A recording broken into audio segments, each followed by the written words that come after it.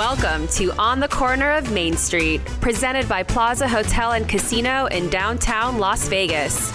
Here is Plaza CEO Jonathan Jossel, Gary Vickery, and I'm your host, Lisa Melmed.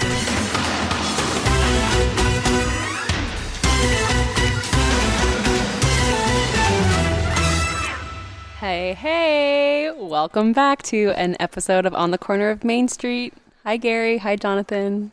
How are you? Everyone's smiling. It's good to be back. It's 2021. 2021. Let's have some fun. This century is 21 years old. Ready to go to Vegas, have some fun. Can't wait. So this was an interesting week, a tough week. We lost two incredible Vegas legends. Siegfried of the great Siegfried and Roy, who completely changed the Vegas entertainment landscape. They sold out all of their shows when they were moved to the Mirage. Steve Wynn brought them there. They were a must-see. A must-see.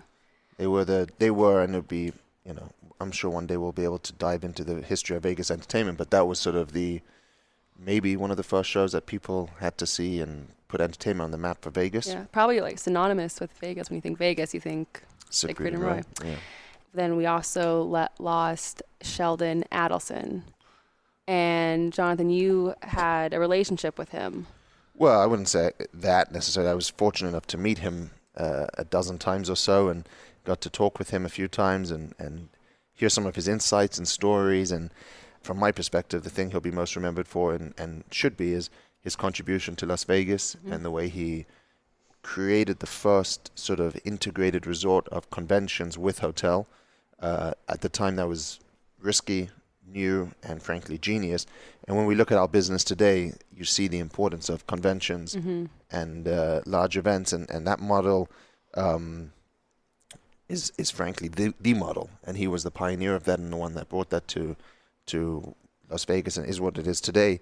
Not to mention how good he was to his team in the last 12 months, I think is something that is perhaps overlooked, but paying your team members during the entire pandemic, your entire team members, as if they had been working, is something I'm envious of, something that the fact that he could do that and did do that is pretty amazing.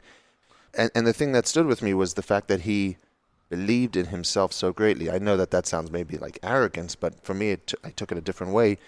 One day I was talking to him and he was telling me, I can't remember exactly, I think it was in Spain, he was going to build a 4,000-room hotel. And I remember saying to him, well, why 4,000 rooms? Why so many? And he said, why so many? He said, why so few? Because he knew what he was doing was going to be successful, and he knew it was going to be a hit. And that's the same thing as building conventions here. I think in the 90s, people were like, this guy's crazy. What's he doing?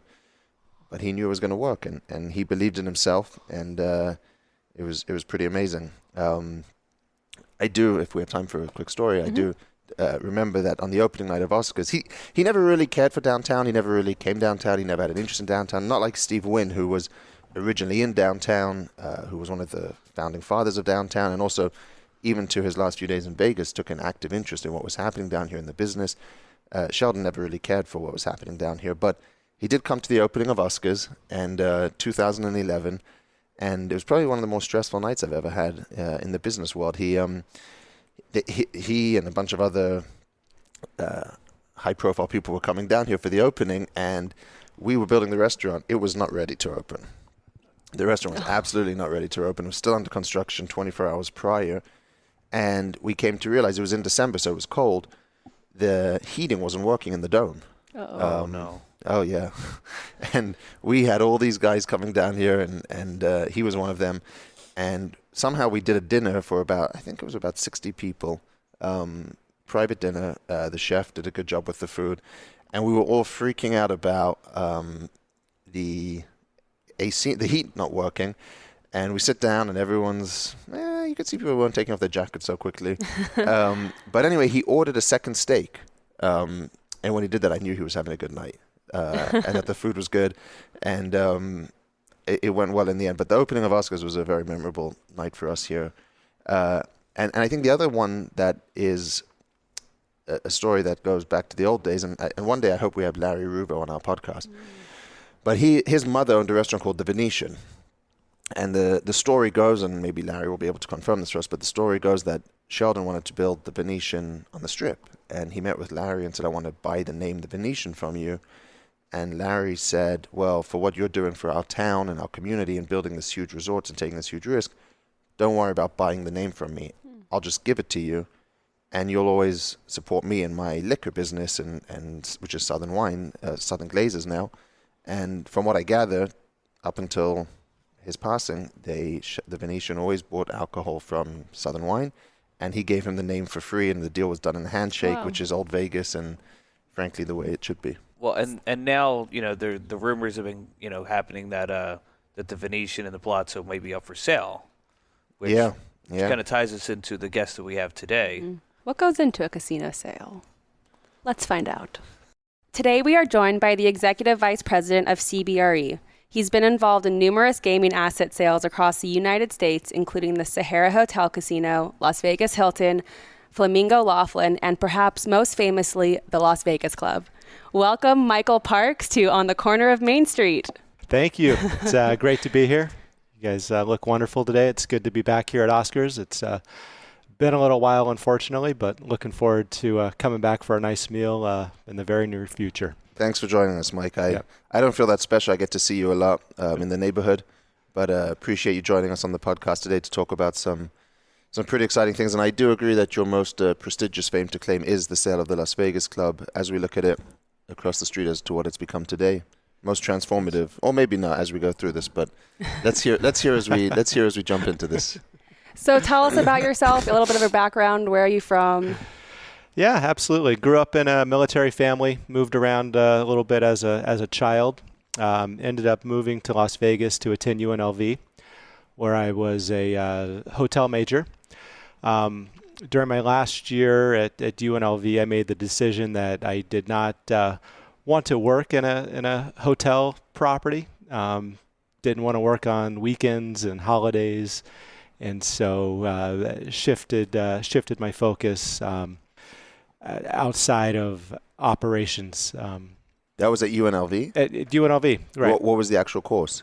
I was a hotel management major. Okay, but you didn't actually want to do the operations. At UNLV, yeah. I got in before, I'm a senior year in college, actually. I was working at the Hard Rock Hotel Casino, and they created a position for me where I rotated to different jobs within the casino. So I worked in the sports book for a month.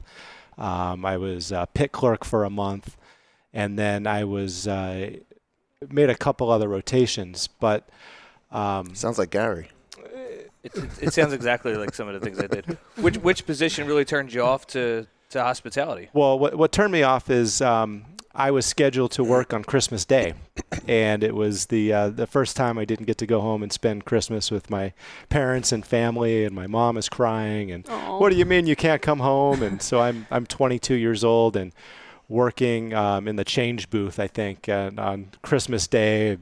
I was like, this is miserable. This isn't the life that I want to live, and made the decision there, like, no, I want to find another career path outside of operations.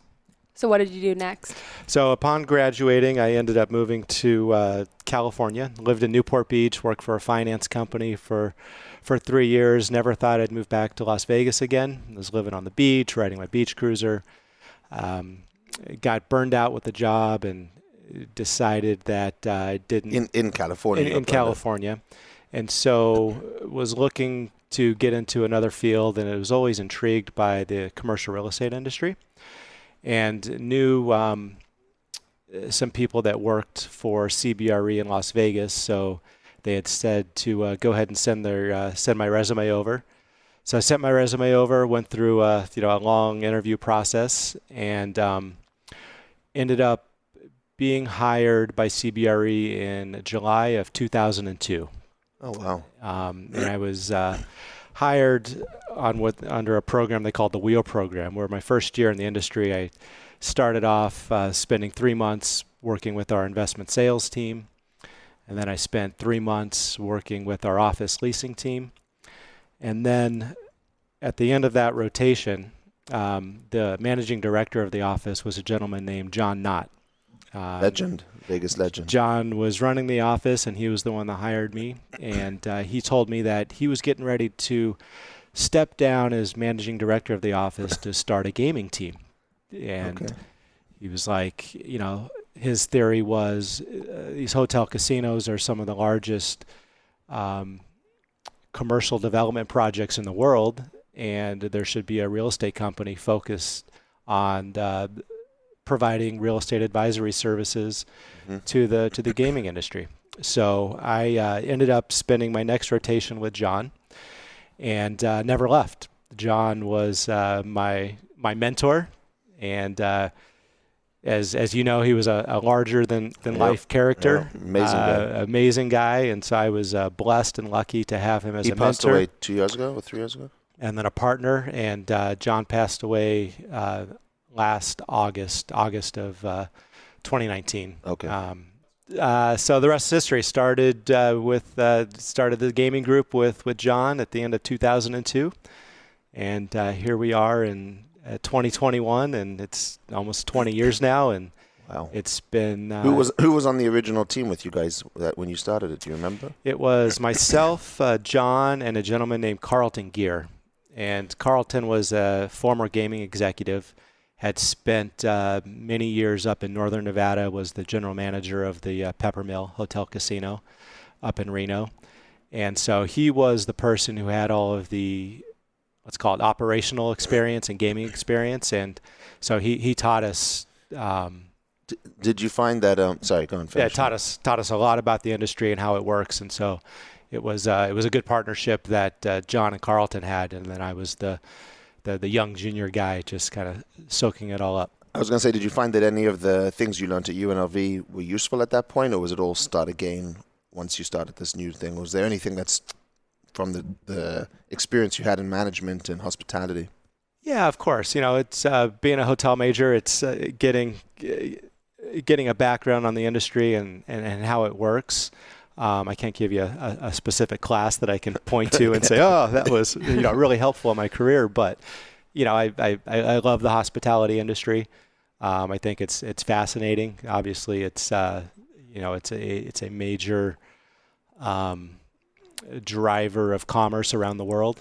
Let me ask a different way. Yep. At college or whenever at UNLV, did you have contacts and relationships that then became useful later on in your time here? Because I know it's a small town, and the people you get to meet with and the networks you create, it must have been useful. The guys that you went to school with or in UNLV, did they go on to become hotel casino guys that you could then leverage those relationships? Absolutely. Going to school here has been, very, very beneficial for my career because, like you said, Las Vegas is a small town.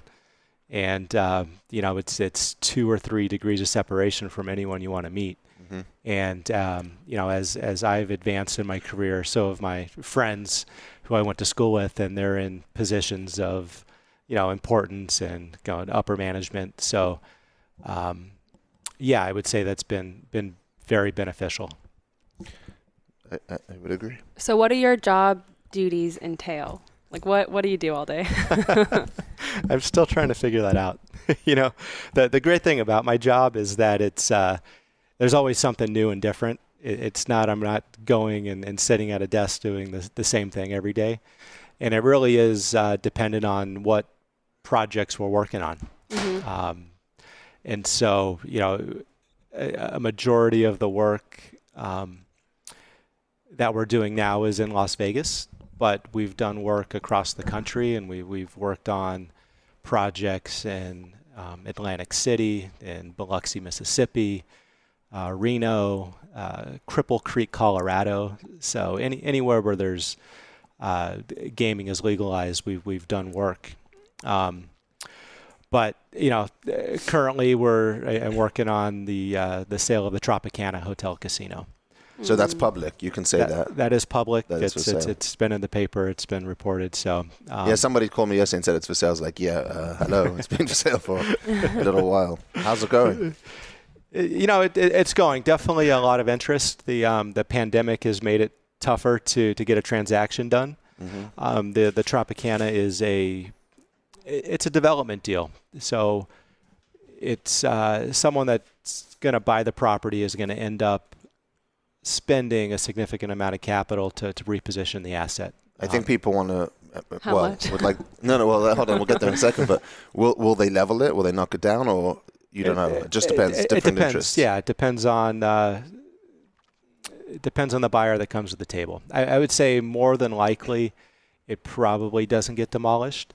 I think at this point, someone will figure out a way to keep the existing towers, right, and maybe add development onto the corner. You've got fabulous real estate right in front of the property. Here comes the sales pitch. on Tropicana, Las Vegas Boulevard. Fabulous real estate with how much traffic do you have going by every day? Yeah, a lot of traffic. You've got 11,000 hotel rooms on the other three corners. Did Tropicana call you and say, we want to sell this, or do you like have your feelers out when people are selling their casinos and you reach out to them and let? Yeah. At this point in my career, a lot of our business is just based off of referrals and word of mouth, and based on previous work that we've done. So we're not actively making cold calls to groups. Right. The gaming industry is relatively small. So it's easy to make relationships, and people, for the most part, have a good idea of what we do and are aware of some of the previous transactions we've worked on. And how do you find a buyer? Well, that's the fun part of our job. You got to have the marketing. It's understanding who's looking to enter Las Vegas. A lot of what I do is I'm a cheerleader for Las Vegas, and it's future mayor maybe. Oh really? No. I have no idea. That's basically what the mayor is, a cheerleader for Las Vegas. It's explaining to people why Las Vegas is a good place to invest, and it's we've had a lot of success in our business in bringing new players into the market, and marketing properties and getting buyers that aren't traditional gaming buyers. And examples of that is when we sold the Sahara, and Sam Nazarian, who was a restaurateur, nightclub guy from LA, who wanted to come and open a property in Las Vegas. So getting guys like Sam Nazarian into town to buy a property. Recently on the Rio transaction, which we represented Caesars Entertainment in that deal, the buyer was a real estate developer out of New York. Right. No previous experience in the casino industry. And so on the Tropicana, it's likely the same thing is going to happen, where the eventual buyer will likely be a non-gaming buyer, someone with real estate development or hospitality experience, but someone that'll bring new vision and new ideas to the Strip, which is exciting. How much is it going for?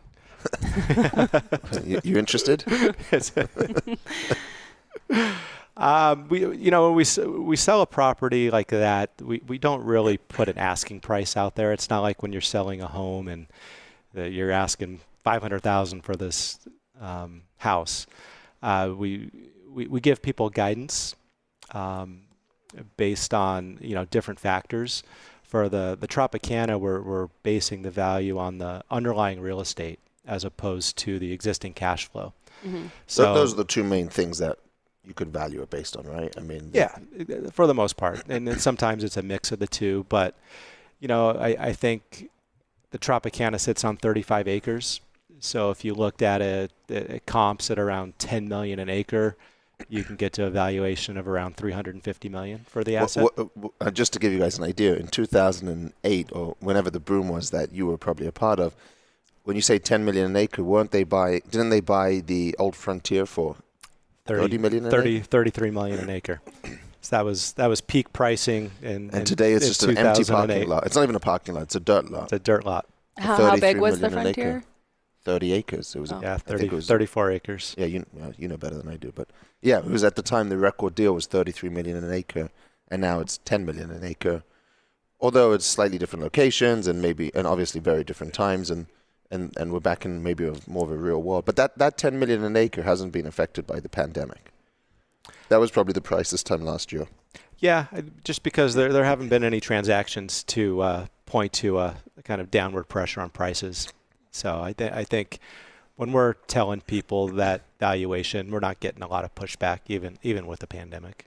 Right. If you have an interested buyer that's looking at a property that's never been in the gaming industry, is there certain things that you advise them on when they're trying to come into the Las Vegas market? Is there different things that you maybe point to and say, hey, just keep an eye out for this, or when you're looking at different investments like that? Yeah, I think the main one is where's your capital coming from? We get you would be amazed at the number of people from around the country and around the globe that want to buy a casino.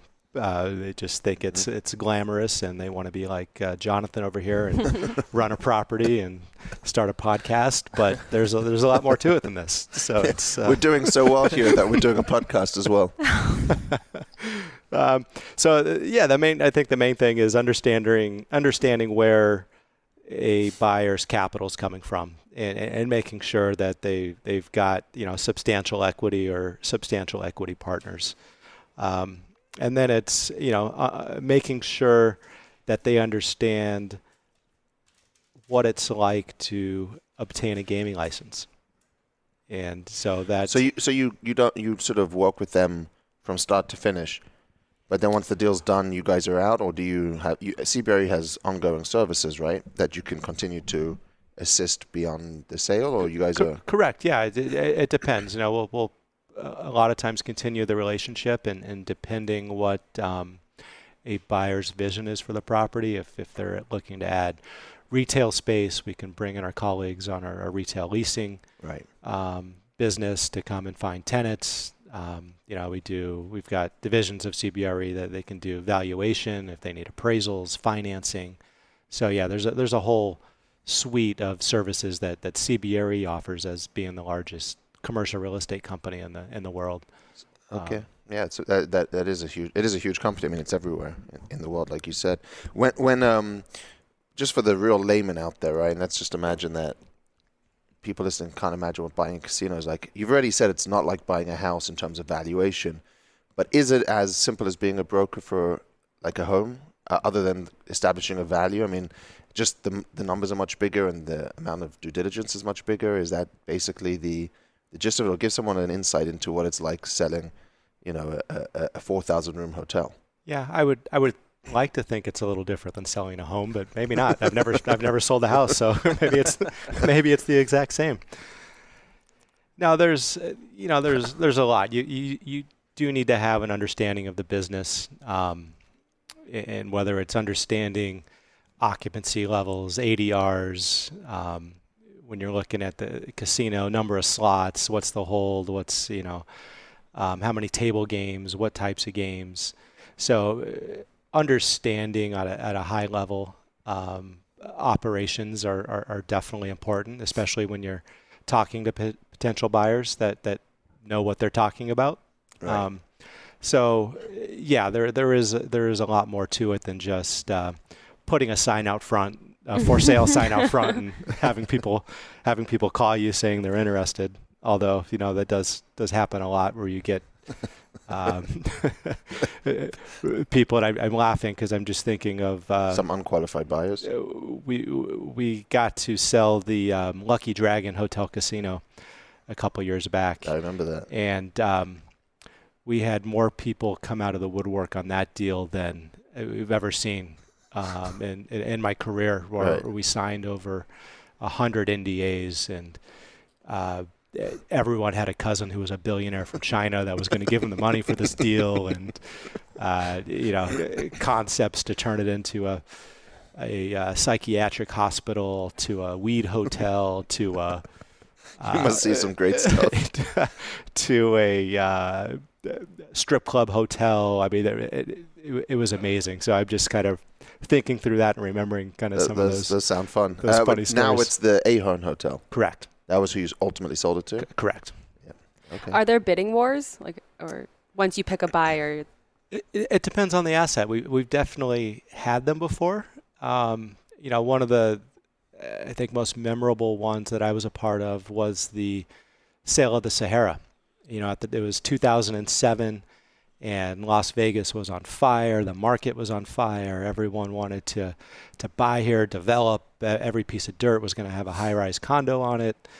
And at the time we were selling the Sahara, we were representing the Bennett family. And we had 3 or 4 finalists at the table trying to acquire the property. And all high-profile, deep pockets, some, a couple Wall Street funds. And I remember holding kind of final meetings with the final 2 parties interested in the asset, with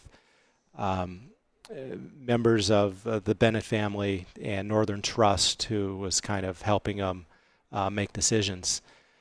And the eventual buyer, who was Sam Nazarian, wasn't the highest bidder. There was another party, Wall Street Bank, that actually had a higher offer on the table, but the Bennett family liked the fact that Sam was an individual, that he came from a good family, and that he didn't plan to demolish the property, and they ended up deciding to do business with Sam. So that was probably one of my most memorable transactions from a bidding war perspective, because there was a ton of interest, but at the end of the day, the group that put the highest offer on the table didn't end up getting the property. So the ownership looked at other... I like that. It's a feel-good story. Well, I think now society's become so litigious. Everything takes so long with legal documents and paperwork. I mean, it would have been cool for you to have done what you did do now, but in like the 80s and 90s. Because, I mean, I see the documents for the Plaza and Main Street Station, and everything was done on a handshake. There are no documents. Right. Like, you would have been selling these things without any paperwork. It would have all just been like, yeah, let's shake hands, and I'll sell you this, I'll sell you that. Is there escrow and, like, title companies and everything? All that, yep, absolutely. And then, like, the signing process at the end, how big is the stack of paper to sign? Big. It's a lot of signing. It's a lot of signing. Rich over here wants to know if you have any regrets that you chose. Well, not that it wasn't even his decision to go with Sam, I guess. But do you have any regrets that Sahara wasn't sold to somebody else? No, we got paid on the transaction, and it was unfortunate that Sam ended up losing the property. Right. I think it obviously wasn't ideal timing. He bought it at the top of the market, and then the market tanked. Right. And so it wasn't, for the most part, any fault of his, really. Obviously a lot of kind of good side stories with his journey at the property, but right. Sometimes you get lucky, sometimes you don't. No, I agree with you. But if you can, without giving away anything confidential, give us an opinion on some of the rumors out there today. Venetian Palazzo sale, any thoughts? Possibility, no possibility? I am not involved in that transaction at all. We were all shaking our heads a little bit a couple months ago when the news came out that they were exploring a sale, and I think it was, for most people, why would they look to sell during a pandemic? And it seems just odd on the timing, and it all makes a lot more sense now, obviously, with the recent news of right. Mr. Adelson's passing. But there are a couple rumors out there of groups looking at it, groups like Blackstone, potentially the Seminole Indians, but I am not privy to any inside information on that transaction. What about the Drew? Any insight on what that thing is? Yeah, no insight right now. I think they were ready to go, and Steve Woodcoff is a great guy. We've had the chance to work with him through the years. And I believe he would have finished the project, and it would have been a great project on Las Vegas Boulevard, adjacent to the new Las Vegas Convention Center. And that's just another instance of, timing didn't work out for him at the time. So I'm hopeful that he's still able to complete the project.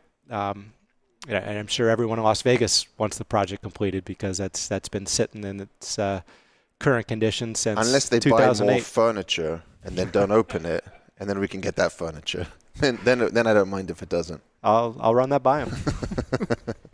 How many sales happen a year? Casino sales. Like how many projects are you working on at one time? It really depends. It's all over the board. In 2019, there was a lot of activity between the sale of the Rio, the Circus.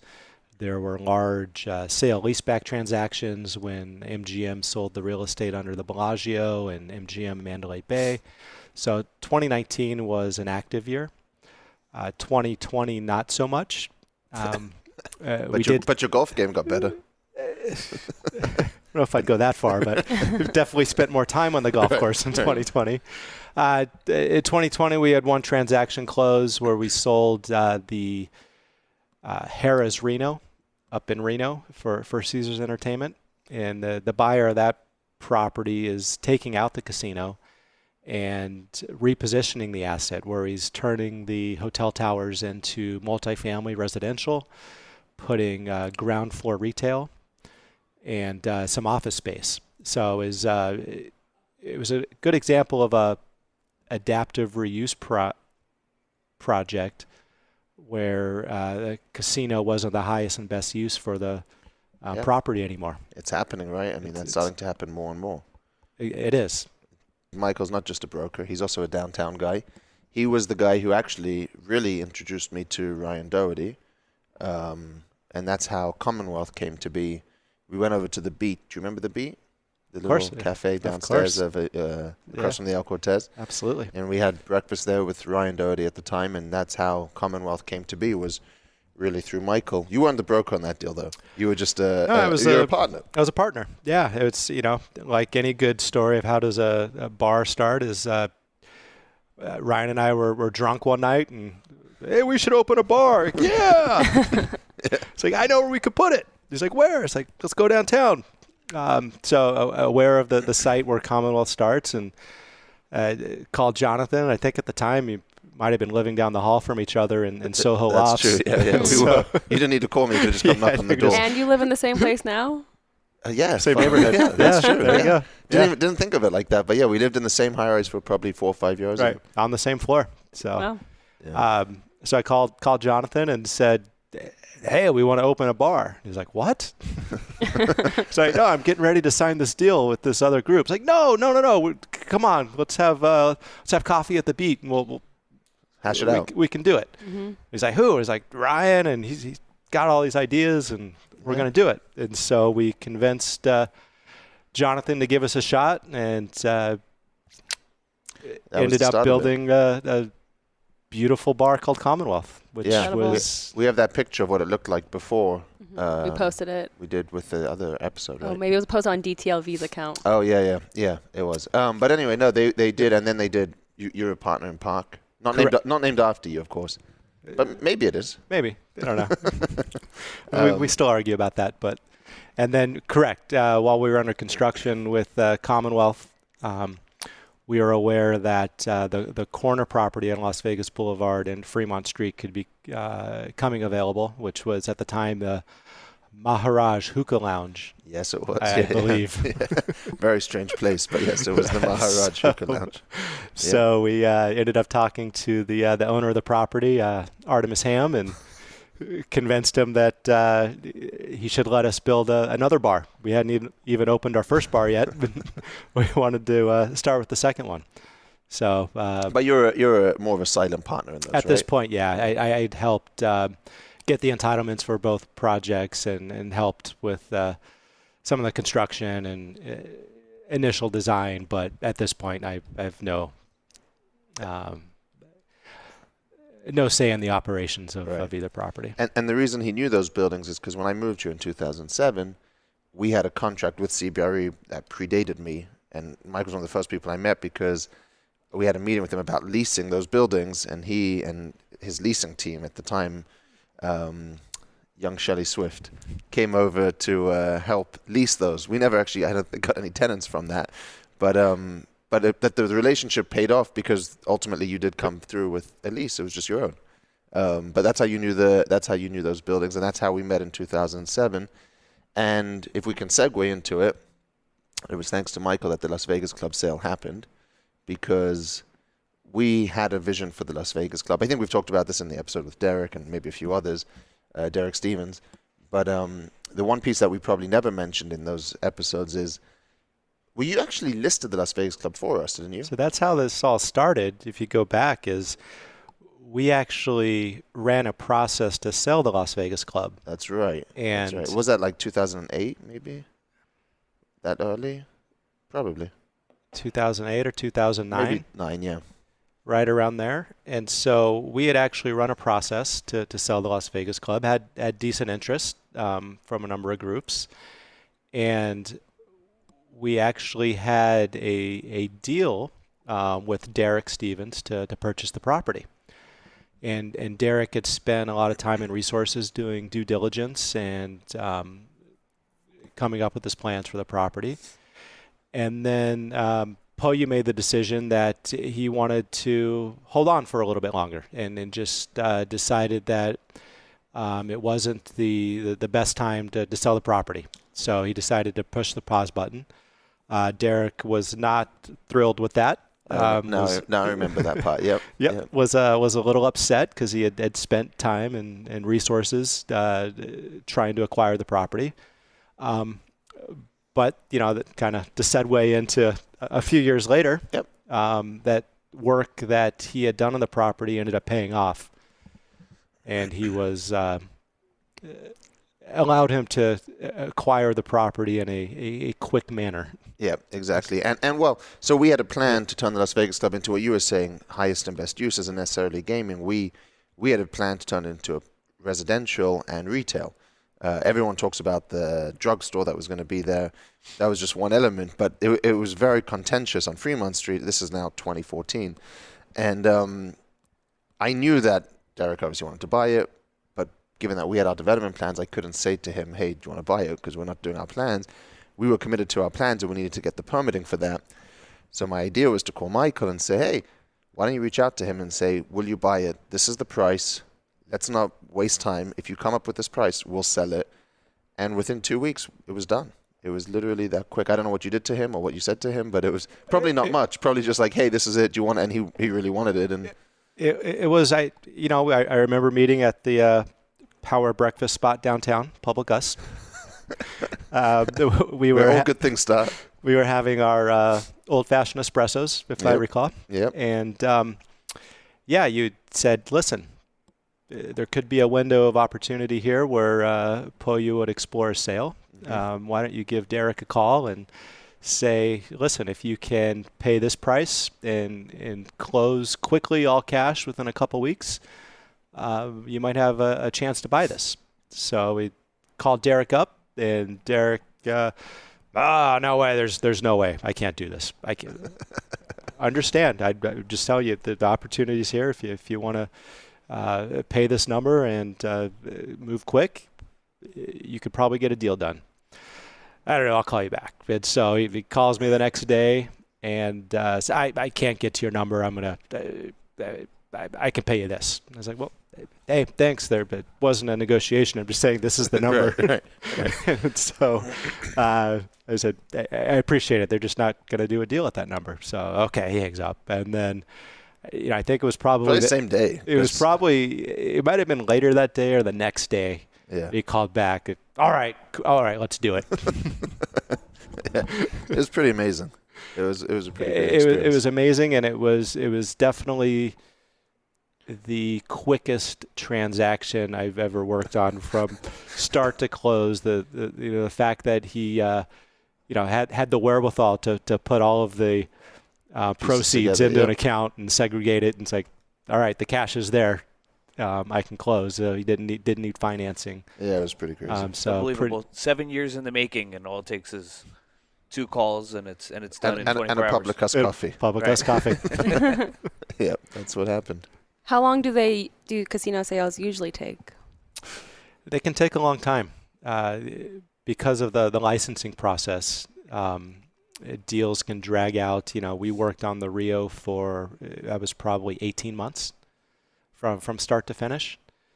And so a lot of it depends on who the licensee or the gaming operator is going to be for the property and how long it takes for that party to get approval from the Gaming Control Board to operate it. And so all of the deals will close upon receiving regulatory approval from the Gaming Control Board. It's also stressful because he's got a lot of twists and turns as you go through it. I mean, just on a 2-week deal at the Vegas Club, we had like 2 moments like, okay, it's falling apart.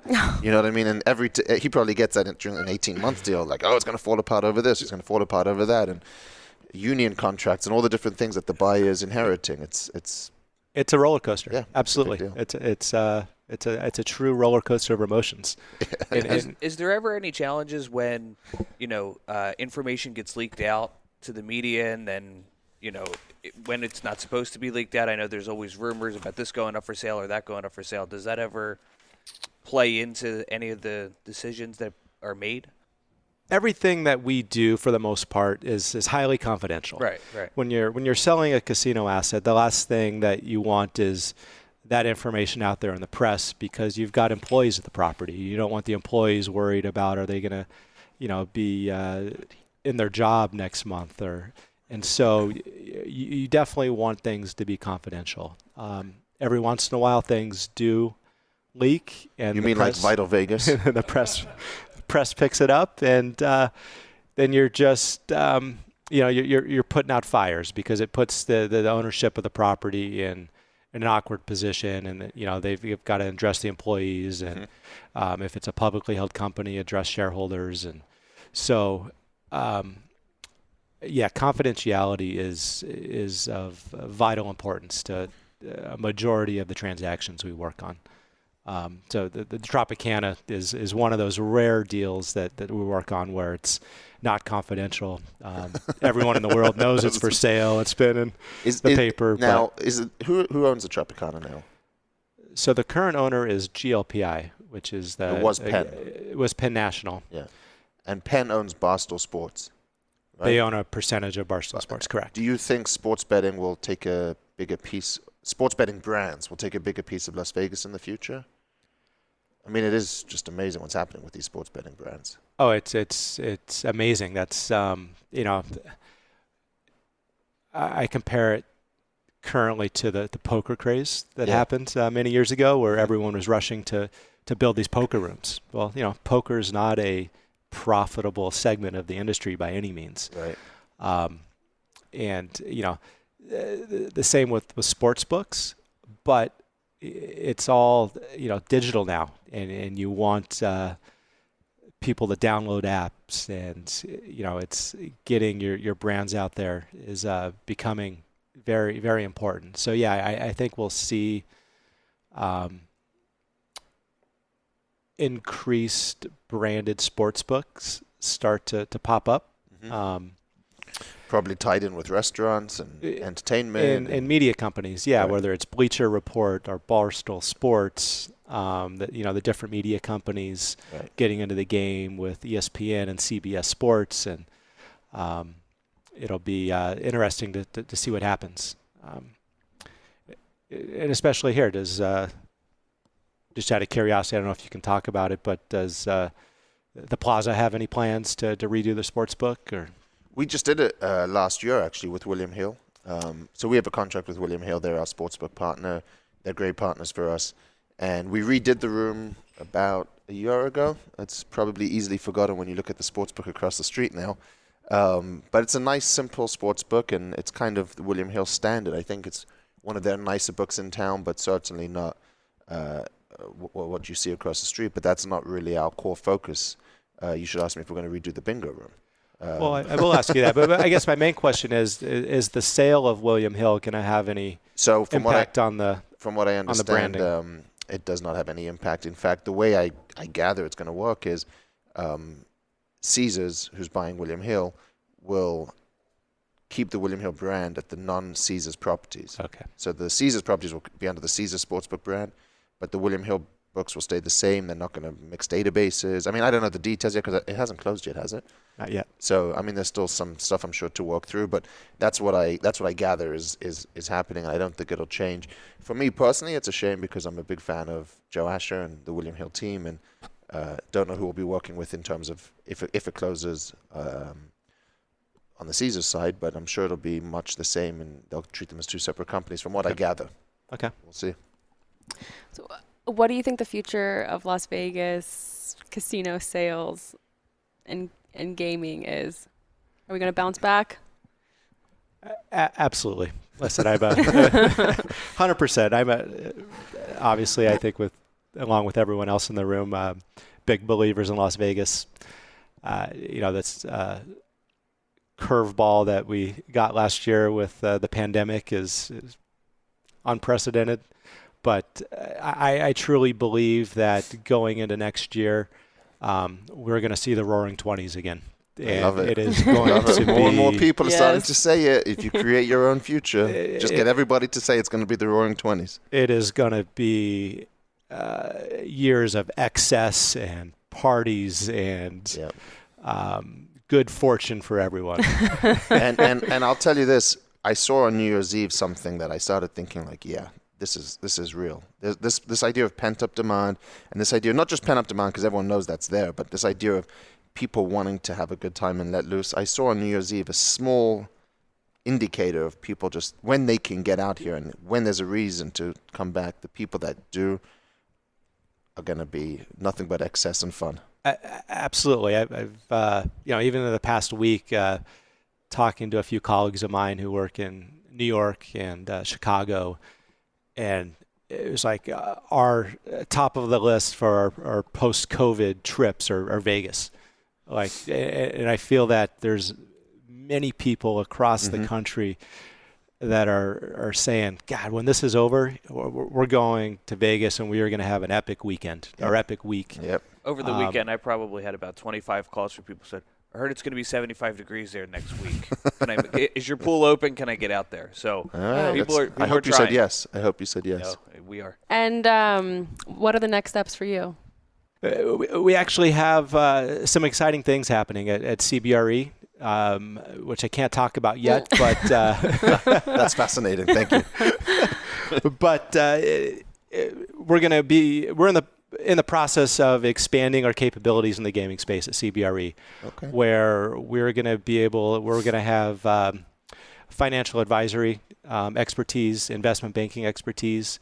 So we'll be able to raise capital for gaming companies, do larger mergers and acquisitions, transactions where we're actually representing company sales as opposed to single asset sales.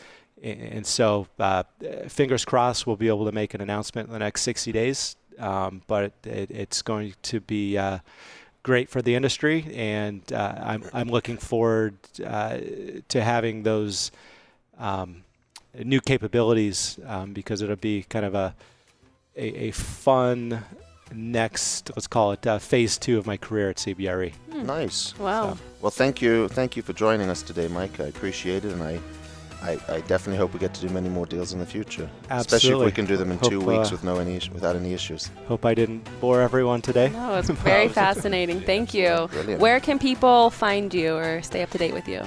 Do you want people to find you? I guess that's the question. CBRE website. Yeah, CBRE website. You search Michael Parks CBRE. No social media. No social media. Okay. Cool. Oh. Well, thank you for your time. Thank you for joining us on the corner of Main Street. Thank you. It's my pleasure. Thank you for having me. Honored to be a guest for this great podcast. Thank you. We'll be back again soon, but in the meantime, please rate, review, and subscribe.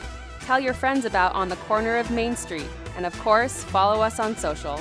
On Twitter and Instagram, it's @PlazaPod, and on Facebook, find us at Plaza Podcast.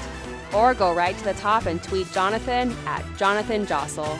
We'll see you next time from right here on the corner of Main Street.